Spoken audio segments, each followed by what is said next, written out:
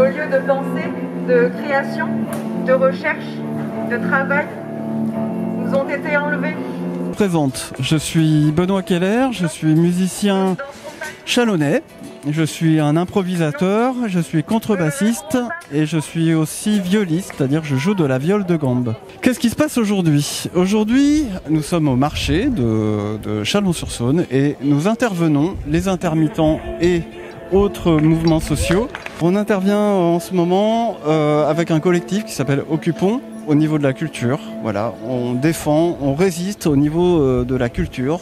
Comme tous les lieux culturels sont fermés en ce moment. Et nous défendons aussi d'autres droits que sont les droits sociaux et notamment de par l'actualité voilà, de la nouvelle réforme de l'assurance chômage.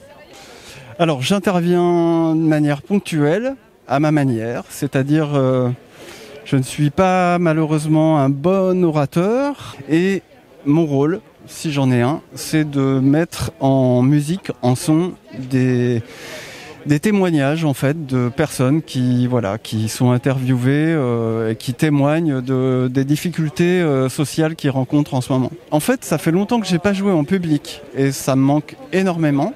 Donc c'est une bonne chance en fait de pouvoir faire ça aujourd'hui. Et j'attends avec impatience, comme tous mes amis musiciens et artistes, la réouverture des lieux culturels dans la région. Est-ce que je suis décidé à continuer de lutter et de résister ? Oui, bien entendu. Jusqu'à ce que tous les lieux culturels rouvrent, parce que la culture est en fait un bon rempart au Covid justement. La culture, les arts sont un très bon rempart à tous les phénomènes sociaux qu'on rencontre en ce moment. Le phénomène de résistance à toute cette politique environnante. Et un artiste, ça crée et ça résiste. Créer, c'est résister et résister, c'est créer. C'est un extrait d'un ouvrage de Stéphane Hessel qui s'appelle « Indignez-vous ». Nous avons été laissés de côté. Nous ne sommes pas votre priorité. Un pays qui oublie sa jeunesse, qui sacrifie sa jeunesse, qui néglige, qui assassine sa jeunesse est inoubliable. Donc je m'appelle Marie-Françoise Jesquier, je travaille à l'hôpital de Chalon et je suis venue soutenir le mouvement Occupons Chalon 71 parce que je suis très sensible à chacune des luttes qui peut concerner la santé, la culture et aussi l'enseignement. Voilà. Alors aujourd'hui, le point de départ c'était de pousser un cri de joie ou un cri de colère par rapport à la situation actuelle. Et dans la suite, Benoît a joué de la viole de gambe, accompagnant un texte exprimant le désespoir de toute une jeunesse. Et je me sens très concernée. Non, c'est pas la première fois. J'ai fait les booms silencieuses une fois. Je suis très sensible, oui, à la situation des jeunes à l'heure actuelle.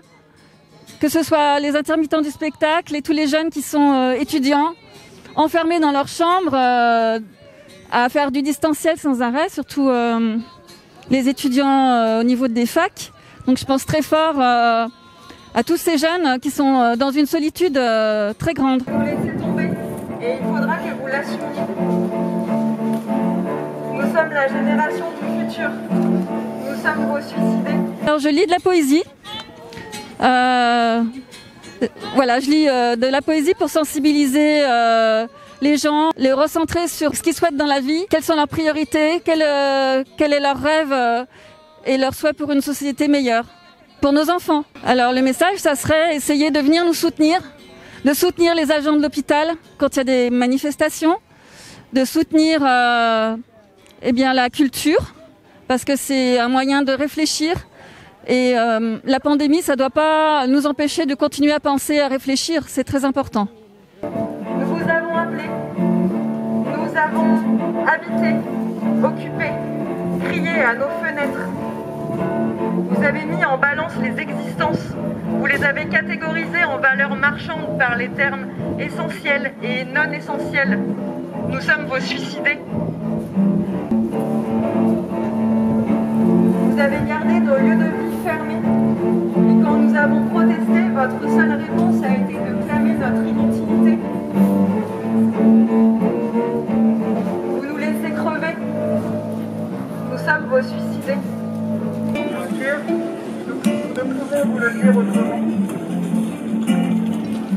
La question du monde d'après s'est imposée à nous comme une évidence, une nécessité, dès que nous avons ouvert les portes d'un Dieu qui à présent est le nôtre.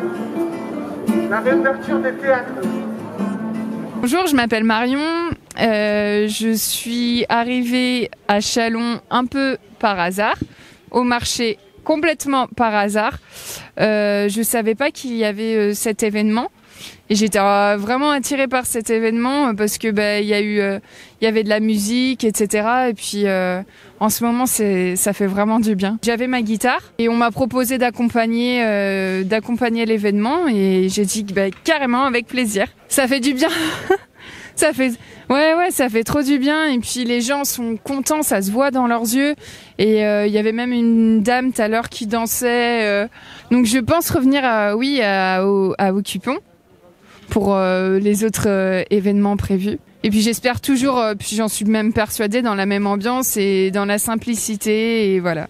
Je ne connaissais pas Occupons avant, pas du tout.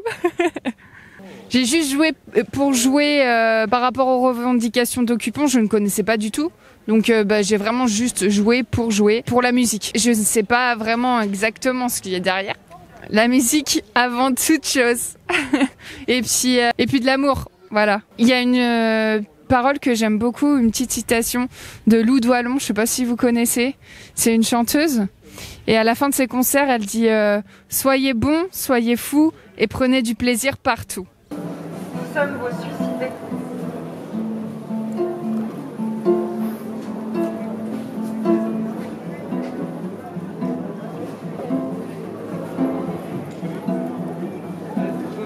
Vous nous laissez démunis.